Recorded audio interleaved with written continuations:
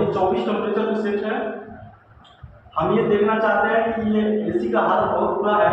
ये सब देखते हैं, इस सब कचरा इसमें भरा पड़ा है, ये सब तो एसी कूल करता है कि नहीं, या कितने दिनों से बंद है, ये चीज़ हमको देखना है। काफ़ी दिनों से ये बंद पड़ा है तो इसमें गैस है कि नहीं, ये चीज़ जरूर चेक कर लें। एसी सर्विस करते समय चालू कर टेस्ट करना चाहिए कि एसी में फॉल्ट क्या है। ठीक है, तो अभी हम सर्विस के लिए इसके आए थे। अभी हम इसका टेम्परेचर चेक करते हैं, सॉरी कूलिंग कर रहा है कि नहीं, और थोड़ा वेट करना पड़ रहा। तो टाइम काफ़ी हो गया है और देखते हैं हमारा आउटडोर चला कि नहीं। यहाँ पे एम्पियर तो चालू हो गया है, थोड़ा सा चला है, फैन देखते हैं चल रहा कि नहीं। तो का एरर आ गया, ये देख सकते हैं PO लिख रहा है, P0 का एरर है। आइए, तो यहाँ पे देख सकते हैं, यहाँ पे फैन चल रहा है, दिखाई दे रहा होगा, केवल फैन चल रहा था, अब बंद हो गया। ठीक है, कंप्रेसर स्टार्ट नहीं हो पाया, फिर से ये चालू हो गया है और फिर से ये चालू हो गया है। कंप्रेसर कुछ वाइब्रेट कर रहा है लेकिन चालू नहीं हो पा रहा है। कंप्रेसर वाइब्रेट कर रहा है लेकिन चालू नहीं हो पा रहा। अब हम आगे जाके एम्पियर देखते हैं, ये फिर चालू हुआ, केवल फैन चल रहा है। फिर यहाँ पे देख सकते हैं डिस्प्ले पे ओ और एम्पियर 6.5, मतलब 0 एम्पियर 6 पॉइंट ले रहा है। और तो ये P0 का एरर है इसमें। और जैसे ही कंप्रेसर स्टार्ट होता है तो जब कंप्रेसर स्टार्ट नहीं हो पाता है वो एरर तब तक देता है जब तक कंप्रेसर स्टार्ट नहीं हो पाता। जब उसके बाद ये पीसीबी रिले सप्लाई को कट करती है फिर वो एरर हट जाता है। ठीक है, तो हमने यहाँ पे सारा कुछ चेक कर लिया, जैसे इंडोर टू आउटडोर कम्युनिकेशन और क्या बोलते हैं जो फैन मोटर का लीड होता है उसको चेक किए। फैन मोटर तो हमारा चल ही रहा है, कहीं वायरिंग कटा पिटा ये सब हमने चेक कर लिया। ये थोड़ी देर में जब 3 मिनट हो रहा है पूरा, तब ये कंप्रेसर को सप्लाई दे रहा है, जब तब P0 लिख रहा है। ठीक है, तो इसको हम ठीक करने वाले हैं। और ये देख सकते हो P0 आ गया, P0 का एरर आ गया। तो अब हम चलते हैं आउटडोर के पास, आउटडोर का पीसीबी चेक करते हैं और आउटडोर का वोल्टेज और कंप्रेसर और ब्लोअर मोटर, ये 3 चीज चेक करते हैं। P0 का एरर कैसे सॉल्व होगा इस वीडियो में हम जानेंगे। तो अभी के लिए इसको हम करते हैं बंद और चलते हैं आउटडोर के पास। यहाँ पे हमने आउटडोर के लिए वोल्टेज चेक किया, तो आउटडोर के लिए वोल्टेज बराबर जा रहा है। जैसे कि हमने ये चीज को हमने आउटडोर का वोल्टेज चेक किया तो वोल्टेज बराबर जा रहा है। ठीक है, 240 वोल्टेज बराबर है।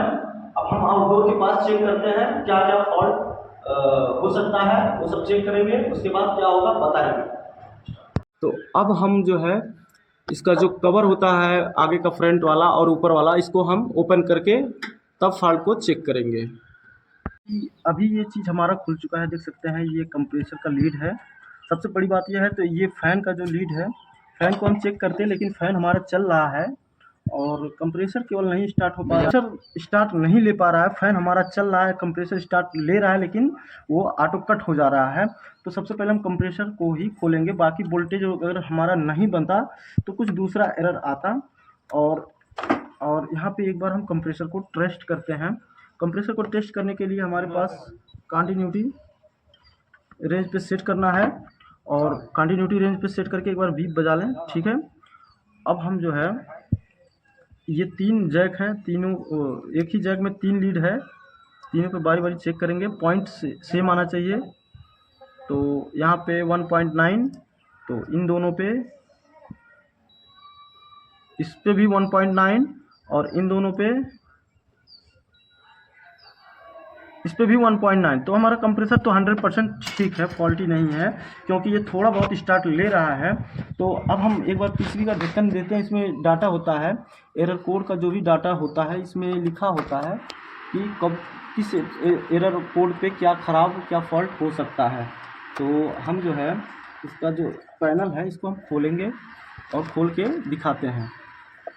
तो ये पैनल खुल नहीं पा रहा है जिसकी वजह से हमको थोड़ी परेशानी हो रही है। इस पोजीशन पे हम खड़े पीसीबी को ही खोल निकालेंगे बाहर। ठीक है, पीसीबी खोलने के लिए सबसे पहले ये अर्थिंग का तार है, इसको हम हटा देते हैं।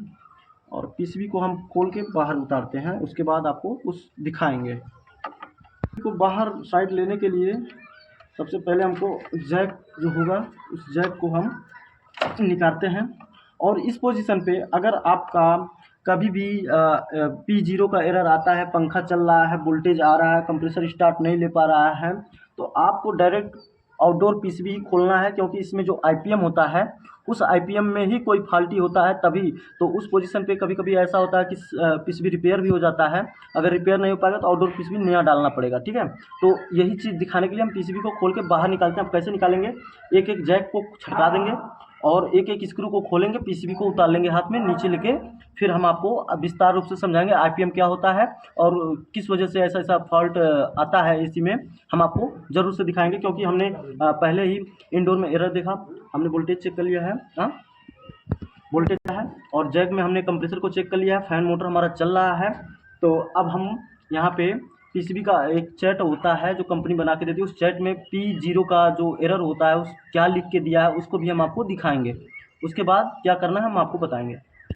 यहाँ पे पीसीबी को हम खोल रहे थे तो हमने देखा यहाँ पे टेम्परेचर सेंस करने के लिए कुछ हीटिंग वाला पाइप जो है कंडेंसर से निकल के यहाँ तक आया हुआ है, और हमको यहाँ दिखा कि ये ऑयल से भीगा हुआ है। तो हमने तुरंत यहाँ पे जो इसका वाल होता है गैस चार्ज करने का, हमने इसमें खोल के पिन कोचा, इसमें से ज़रा सा भी गैस नहीं निकला, बहुत मामूली सा गैस है इसमें। तो एक चीज़ ये हो गया, और दूसरा चीज़ ये है कि हम पीसीबी के बारे में बता रहे थे, हम पीसीबी चेक करते हैं।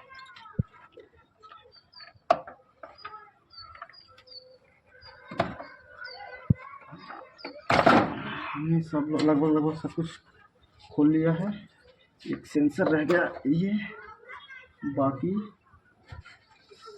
सारा सेंसर कहाँ है उसको देखेंगे।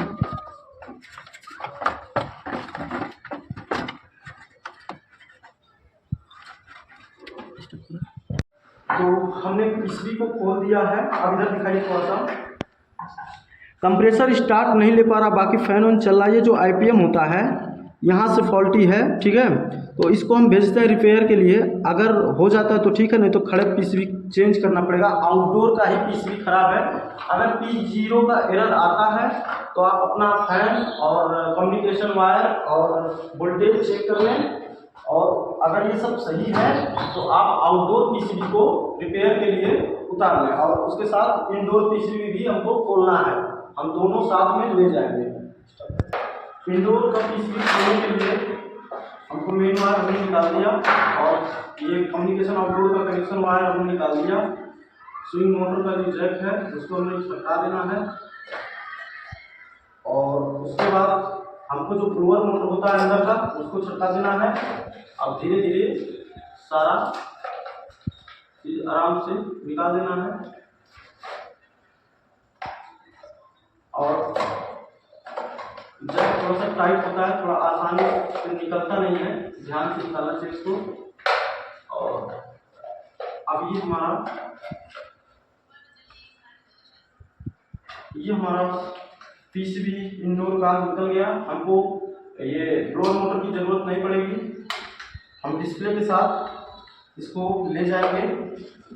और हम जो आउटडोर का सेंसर होता है ये बहुत ज़रूरी होता है, पीसीबी में कनेक्ट करके ले जाने के लिए बहुत ज़रूरी होता है, क्योंकि इसके बिना आप अगर दूसरा सेंसर लगाएंगे फिर यहाँ लाएंगे तो कुछ ना कुछ दिक्कत फिर से सॉल्व करना पड़ेगा, आपको सामना करना पड़ेगा। तो जो भी सामान रहे इसी का रहे, और इसको उसी हालत पे ले जाए जिस हालत पे यहाँ पे है। उसके बाद अगर वो बन जाता है तो लाके फिट कर दिया जाएगा, नहीं बनेगा तो ये किट दूसरा डालना पड़ेगा। तो ये हमारी पीसीबी रिपेयर हो चुकी है, जैसे कि यहाँ पे देख सकते हैं ब्लोअर मोटर इंडोर का चल रहा है, और यहाँ पे कंप्रेसर भी स्टार्ट हो चुका है। इसको फ्लश करके हम आपको दिखाते हैं, बहुत ही अच्छा वर्क कर रहा है, और जो भी फॉल्ट था वो सक्सेस हो चुका है, रिपेयर हो चुका है। अब हम इसको एसी के इंडोर में आउटडोर में पीसीबी कनेक्ट कर सकते हैं। PSC wiring CI। तो अब इस पीसीबी को हमने रिपेयर करा दिया है, और इसको अब हम एसी के आउटडोर में इंस्टॉल करेंगे। और जो इंडोर था, प्रॉब्लम इसमें था, इंडोर का पीसीबी है, इसको हम वहाँ पे लगाएंगे। ये सब करने से पहले हम पहले एसी को अच्छे से सर्विस करेंगे जेट पंप से, इसको भी फिट करेंगे बाद में। उसके बाद हम गैस चार्ज करेंगे और ये करके आपको दिखाते हैं।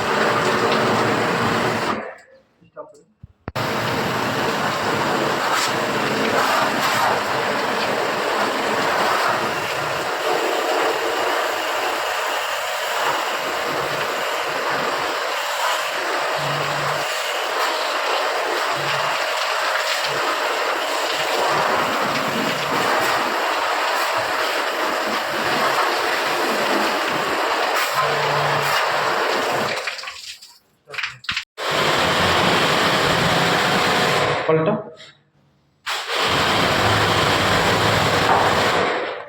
अब भाई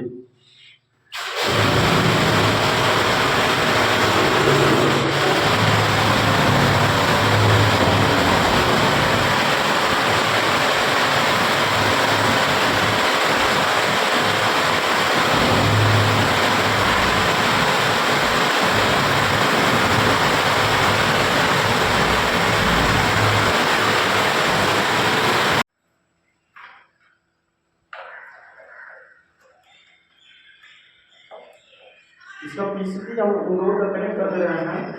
अब इसको कनेक्ट करने के बाद हमारा एसी को चालू करेंगे। पहले इसका इंडोर का कनेक्ट करने के बाद आउटडोर को कनेक्ट करके एसी को चला के चेक करेंगे। चेक करने के बाद इसमें जो गैस है गैस चार्ज करेंगे। एसी हमारा फुल सर्विस हो चुका है। अब हम इसको कनेक्ट कर दे रहे हैं। अब हम जो है आउटडोर पीसीबी यहाँ पे इंस्टॉल करेंगे, फिट कर दे रहे हैं इसको। बहुत ही आसान होता है इसको फिट करना। किसी एक का जैक किसी एक दूसरे में नहीं लगेगा, जिसका जिसमें रहेगा उसी में लगेगा। और इसको फिट करने के बाद एक बार हम ट्रायल करेंगे कि हमारा कंप्रेसर चल रहा है कि नहीं। तो इसको हम फिट करके दिखाते हैं। बहुत ही आसान होता है। ये इसका हीट सिंक है, इसको यहाँ पे टाइट करना रहेगा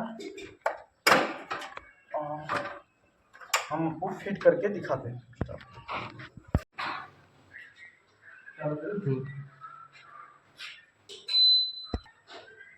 चलो प्लग जला दो। तो अभी हमने इसको सर्विस करके पीसीबी जो रिपेयर करा के लाए थे उसको हमने यहाँ पे लगा के अब इसको चला के देखते हैं ये अब आउटडोर ऑन होता है कि नहीं। यहाँ पे 2 एम्पियर 2.2 एम्पियर 5 पॉइंट ले रहा है ये। और ये हमारा जो कंप्रेसर ऑन हो चुका है। पहले क्या हो रहा था, जैसे ही 3 मिनट हो रहा था वैसे ही जो है एरर T0 करके आ रहा था। और पीसीबी जो पूरा डेड हो चुका था आउटडोर का वो रिपेयर हो चुका, अब ये चल रहा है। इसमें हम गैस चार्ज करते हैं। अभी हम आपको इधर दिखा दें, जो हो चुका है, फैन भी चल रहा है। तो हम पहले इसको कवर करेंगे, उसके बाद इसमें गैस चार्ज करेंगे, क्योंकि अगर कवर नहीं करेंगे तो ये हवा बाहर से खींचेगा, फिन्स के अंदर से नहीं खींचेगा, तो हीटिंग ज़्यादा आएगी। इसलिए पहले इसको कवर करके तब गैस डालना है। 410 नंबर का सिलेंडर है, इसमें 410 नंबर लिखा हुआ है रेफ्रिजरेंट। अब हम इसमें बैक प्रेशर जाने दे रहे हैं। इसका बैक प्रेशर हम 160 तक रखेंगे। इसमें गैस अभी धीरे धीरे जा रही है और इसमें एयर नहीं, ऑक्सीजन नहीं था।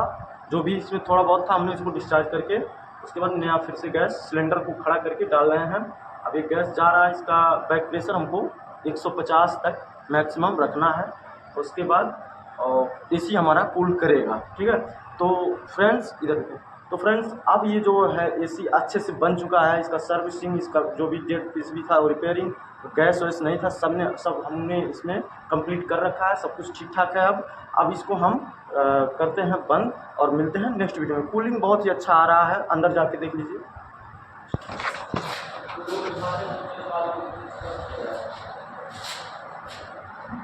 $2.5 मिला है।